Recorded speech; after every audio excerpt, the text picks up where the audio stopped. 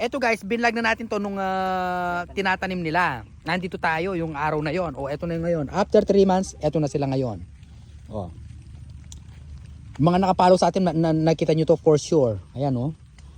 Talagang pinapalawak na ng RJ Farm yung kanilang mulberries. Kasi idinagdag na nila ang kanilang mulberry juice sa kanilang produkto. Yung mulberry juice na yun guys, tawag nito? Made to order yaitan eh.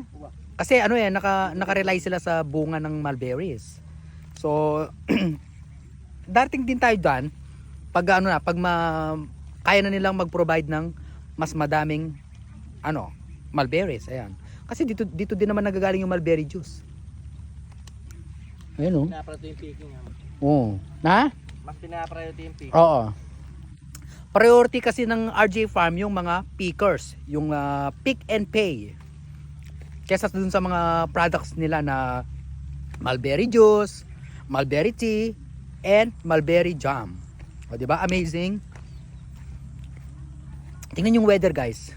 Ano ngayon na nag-uulan-ulan pero konti lang naman, sakto lang. Ayan oh. Dini mga latila pa. Lagi lang mapapangang kambing. Na? Lagi lang mapapangang kambing. Kambing. Bakit di bang miras kambing kaya na? Ayun guys, oh. Alang ganda ne. Guys, kalago. Tingnan mo yung Mount Arayat to. Although nakikita naman yung Mount Arayat, pero kasi parang smoky. Ang galing no, smoky. Maulap. Smoky. Oh, di ba? Amazing.